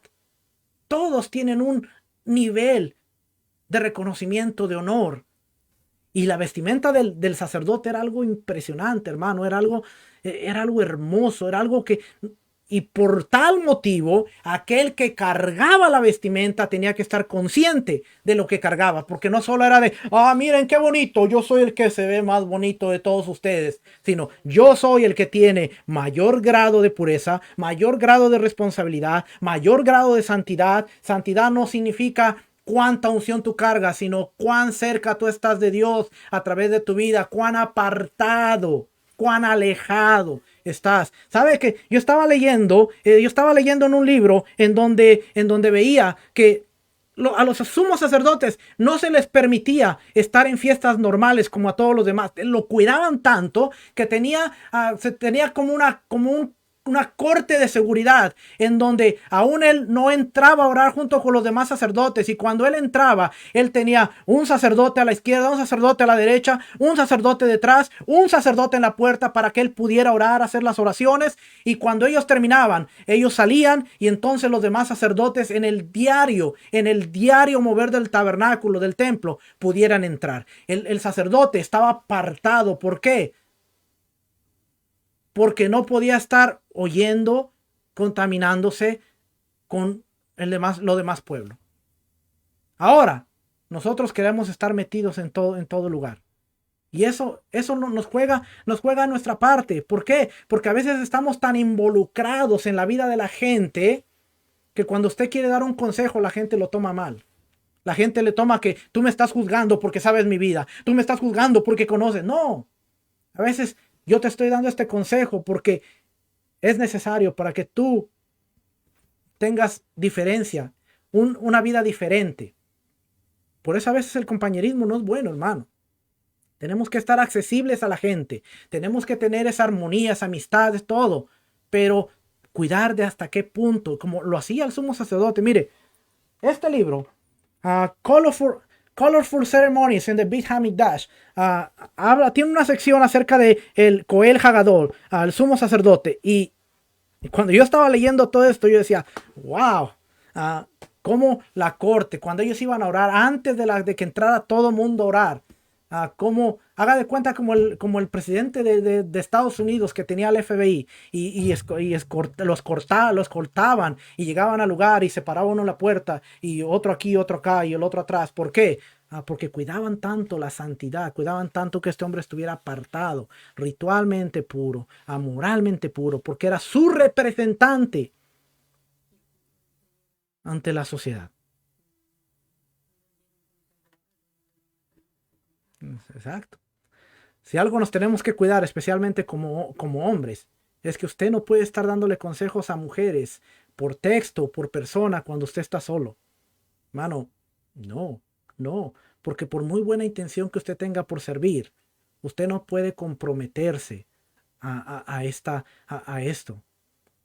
Mire, yo estaba viendo un testimonio y se lo comparto rapidito, porque yo sé que ya me avanzó el tiempo.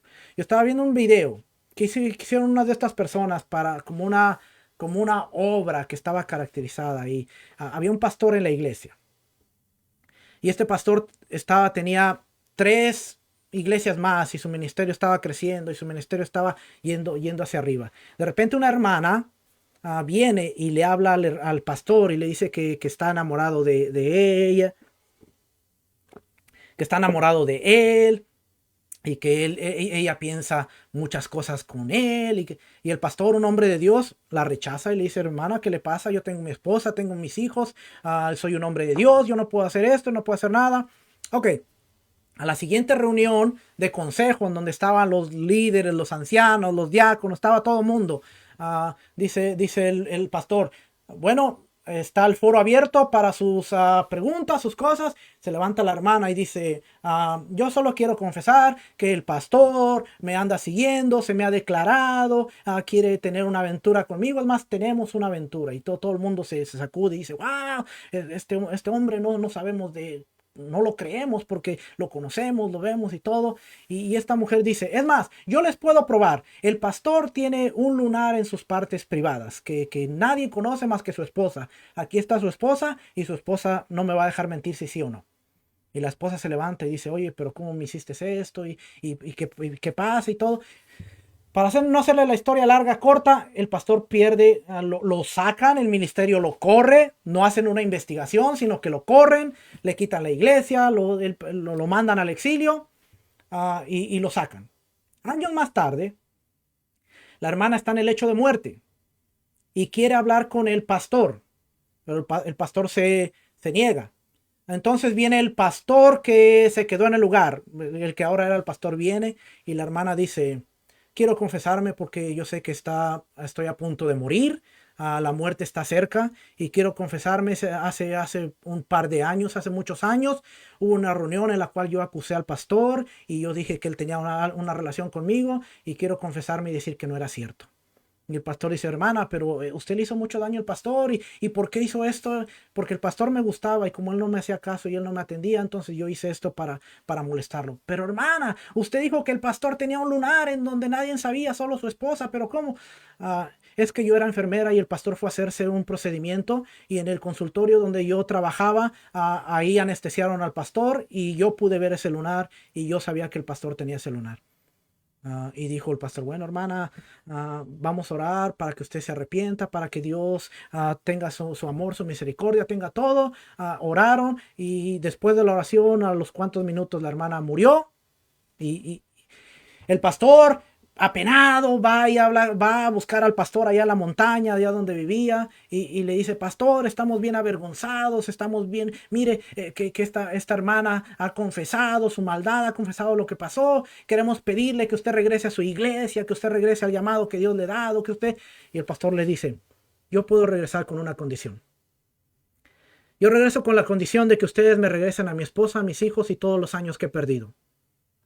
Porque perdí mi matrimonio por una calumnia que ustedes creyeron.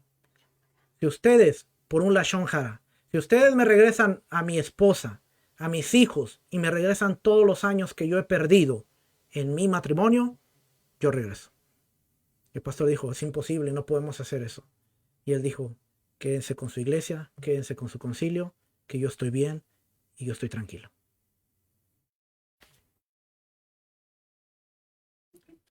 Lashon hara, hermano, esa historia toca y mucho, y mucho.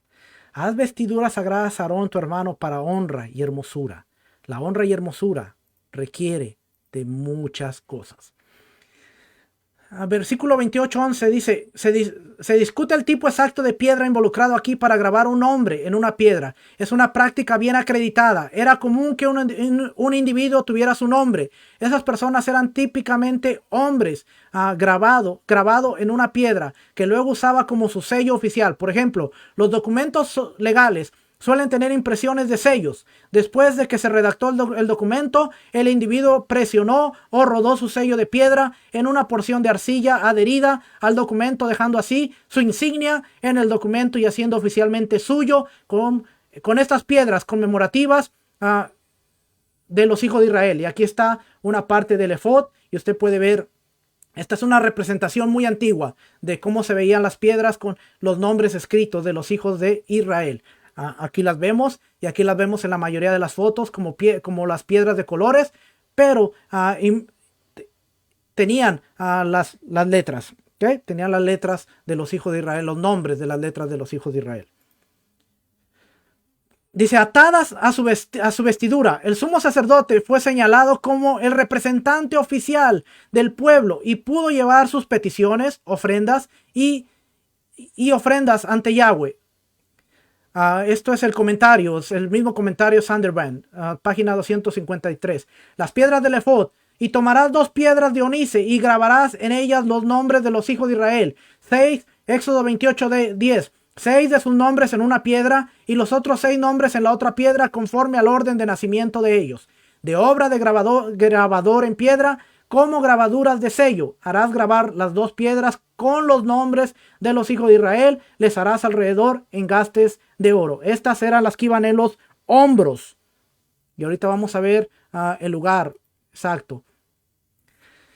Capítulo 29 dice, sírveme como sacerdotes. Si los profetas son individuos que llevaron mensajes de Dios a los humanos, los sacerdotes son aquellos que operaron en la dirección opuesta, representando al pueblo ante Dios. Si bien se dice que los sacerdotes aquí poseen el equipo necesario para recibir los mensajes de Yahweh, su función principal era de intermediarios en nombre de la gente. Aquí Sunderbrand está haciendo una distinción entre lo que era el recibir, ser intermediario, el sumo sacerdote, y lo que era un profeta cuando él recibía el mensaje y lo comunicaba al pueblo. ¿Okay? Para que Yahweh sea su Dios y para que haya una adoración adecuada, la gente necesitaba funcionarios religiosos que pudieran ponerse en contacto con Yahweh y proporcionar la adoración y el servicio necesarios a Yahweh dentro de su lugar de residencia, el tabernáculo. Si bien los profetas eran a menudo reformadores e individualistas, los sacerdotes estaban más institucionalizados y asociados con tradiciones de larga data. Aquí el texto bíblico tiene a Aarón y a sus hijos como los primeros en la institución del sacerdocio y como los guardianes inaugurales de la tradición. Trae el toro, capítulo 29, versículo 10. Esto inicia un extenso conjunto de instrucciones con respecto a las ceremonias que debían realizar para consagrar. Capítulo 29, versículo 1, literariamente consagrar significa santificar a Aarón y a sus hijos como sacerdotes. Los lectores modernos pueden preguntarse por los detalles elaborados. Oiga, porque aquí el Sunderbrand nos da un detalle bien importante. Dice, los lectores modernos, o sea nosotros, los lectores modernos pueden preguntarse por los detalles elaborados y a menudo sangrientos de los rituales descritos aquí. Los lectores antiguos se habrían preguntado mucho menos por los detalles, en parte debido a experiencias previas con tales ritos, pero también porque entendieron la naturaleza de lo que estaba sucediendo. Para servir como sacerdote, una persona tenía que estar preparada para el contacto en lo que era santo, el reino sagrado, el mundo de lo divino. Él dice, Sunderbrand dice, para los lectores modernos, especialmente los de mente occidental como nosotros, nos preguntamos, ¿y para qué tanta sangre? ¿Y para qué tanto rito? ¿Y para qué tanto esto? Los lectores del Antiguo Medio Oriente, los que ellos veían, ellos entendían el concepto de, la transición, pasar del reino de lo común al reino de lo santo. Y ellos entendían que tenía que haber rituales, tenía que haber ceremonias, tenía que haber tantas cosas que aunque no hay templo, aún muchos de estos principios siguen presentes entre nosotros y muchas veces se enseñan aún en el sistema tradicional. ¿Por qué? Porque cuando usted le dice a una persona, recibe a Cristo, tú has recibido a Cristo, pero tiene que haber un cambio en tu vida. Tiene que haber transición. El que tomaba ya no tome, el que fume ya no fuma, el que usaba droga ya no usaba droga. Entonces tiene que haber una transición. Y después de haber recibido, los llevamos al bautismo, en donde les enseñamos que es muerte y resurrección, pero solamente como un rito. No les enseñamos el concepto de realmente pasar de una vida, pasar de la vida del reino de las tinieblas al reino de la luz.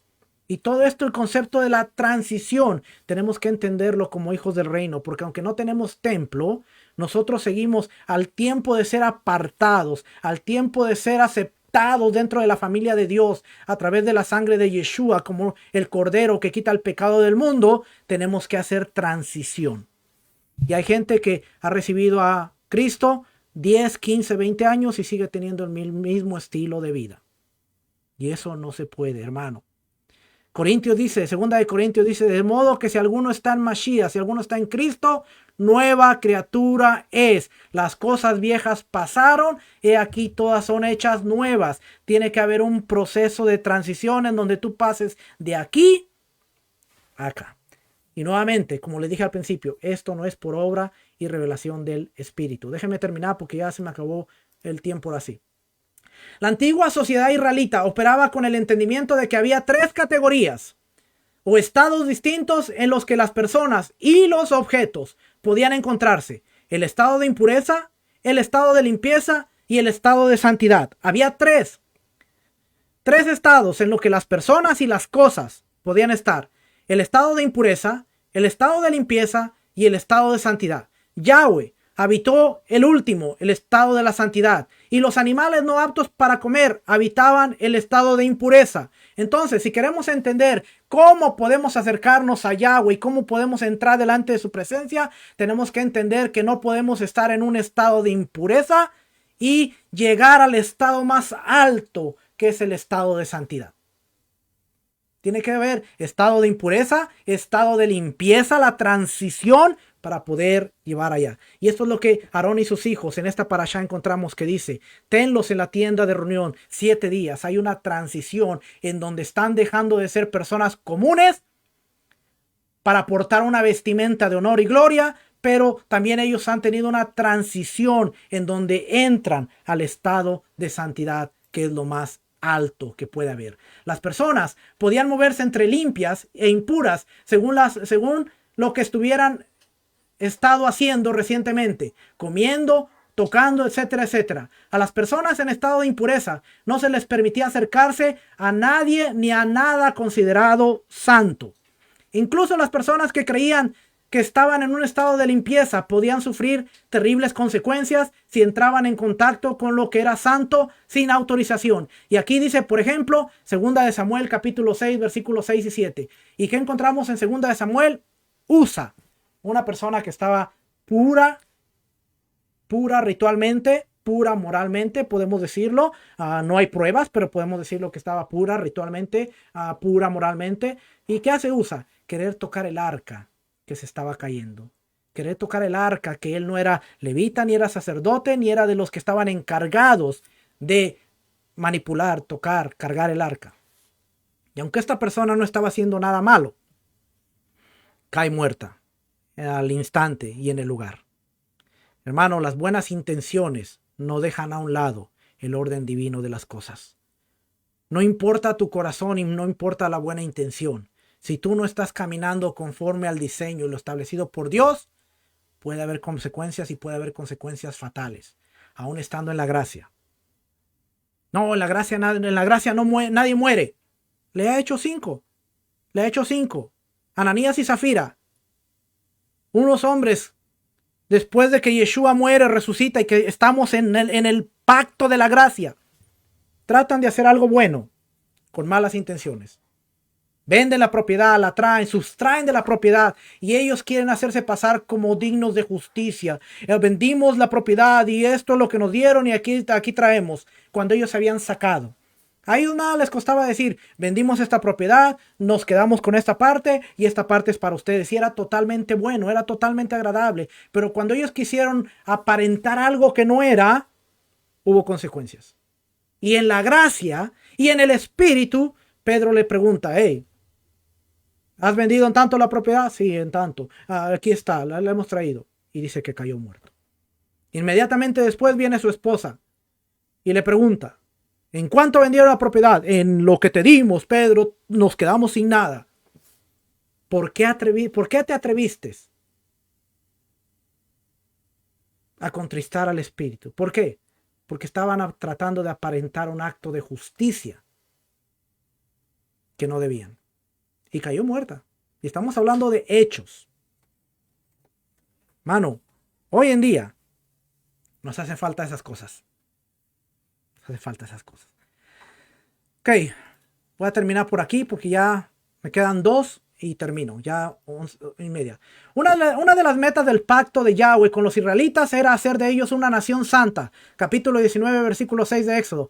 Pero esto no sucedería en un instante y por el momento solo los sacerdotes serían tan santificados. La consagración de los sacerdotes fue pues un proceso lleno de peligros, la transferencia de un ser humano del mundo del ordinario al mundo de lo profano, donde las cosas y las personas eran solo limpias o inmundas, al mundo de lo santo, no debía abordarse descuidadamente. Si bien no tenemos claro el significado de todas las acciones rituales descritas, lo que sí está claro es que este tipo de proceso de transferencia requería tiempo y precisión ritual. Ritos igualmente elaborados acompañaron la instalación de funcionarios religiosos en otras sociedades del antiguo Cercano Oriente. Los israelitas no fueron una excepción en la atención que prestaron a la debida consagración de los sacerdotes.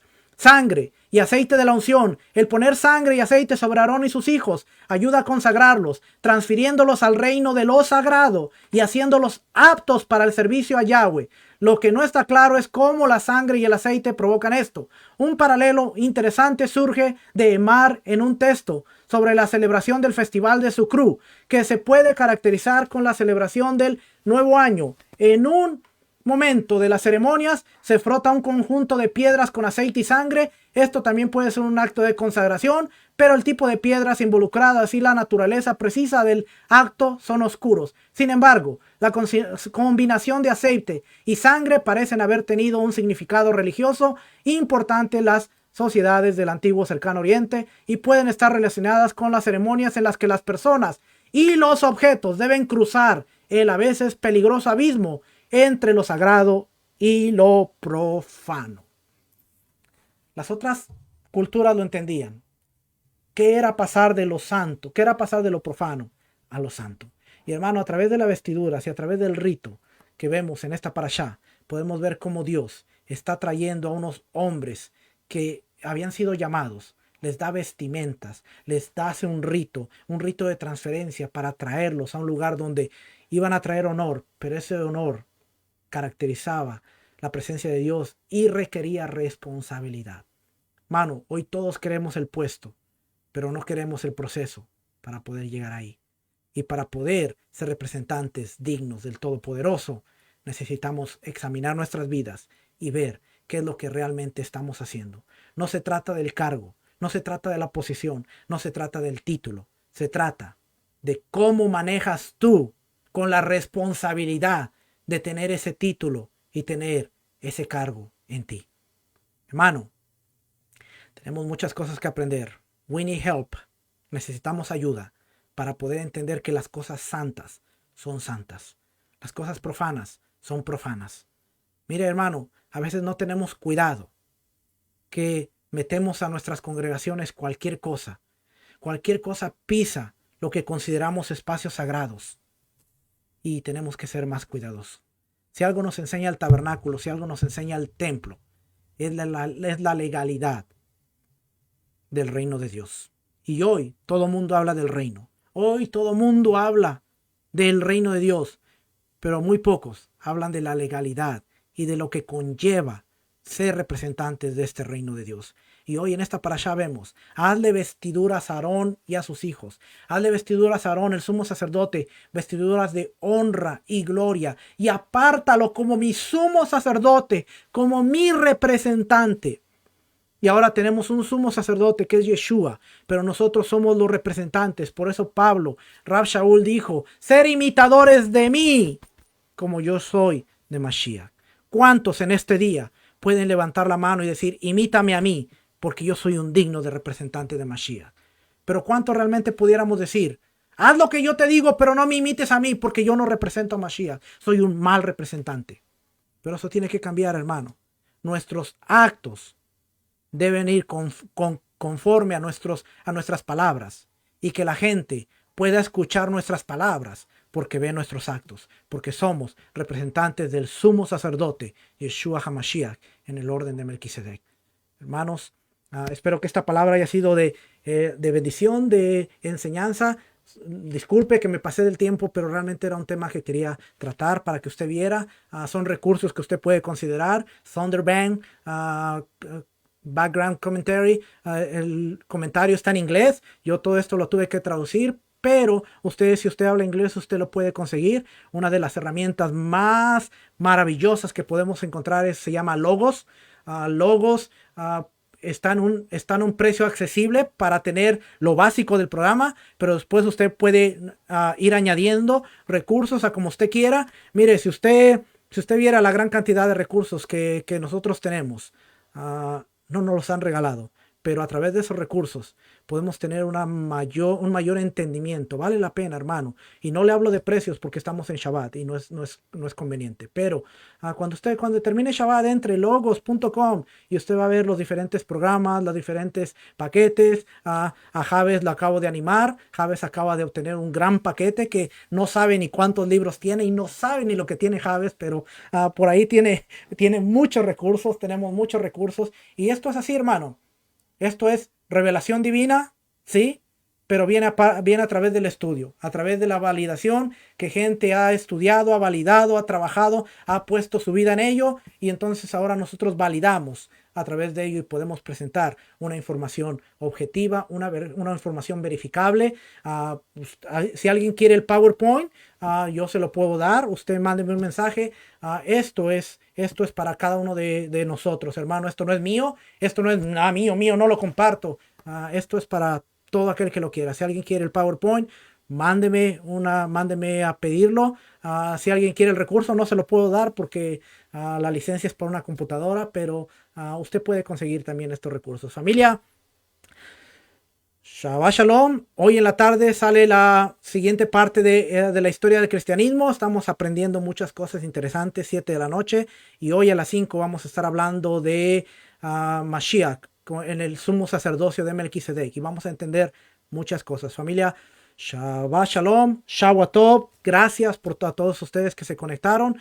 Puede seguir esta y otras enseñanzas en muchas de las redes, el sitio de estudios teshuva.tv, en donde usted puede entrar, puede buscar la sección de cada uno de los maestros, amigos que tenemos ahí, que son excelentes maestros, que siempre están validando recursos. Usted puede buscar por maestros, usted puede buscar a nuestra hermana María Román, que tiene videos de supervivencia muy buenos, que nos están preparando para lo que viene. No deseche nada, porque aún un videíto de esos que usted diga no tiene sentido porque ahora lo tenemos todo, el día de mañana usted quizá dirá, ¿por qué no lo escuché y por qué no me preparé? Y ahí hay muchas enseñanzas. También en Algo Nuevo para Ti hay muchas enseñanzas de Chris Martínez, de un servidor. Y muy prontito ya viene el Blueprint de la Torah con mi hermano Javes y conmigo, en donde vamos a estar aprendiendo muchas cosas que tienen que ver con transición. Cómo entendemos separación, cómo entendemos santidad, cómo entendemos varias cosas a través del Blueprint. Blueprint quiere decir el plano de la Torah. Está establecido ahí. Lo único que tenemos que hacer es estudiar, verificar y darle para adelante. Familia, shalom, bendiciones. Nos estamos viendo 5 de la tarde para seguir estudiando. Y si no, nos vemos en los próximos estudios. Familia, Shabbat Shalom. Que el Eterno les bendiga, que el Eterno les guarde, que el Eterno alce su rostro de favor, de misericordia y les conceda de su shalom, de su paz. Shalom, familia. Shalom.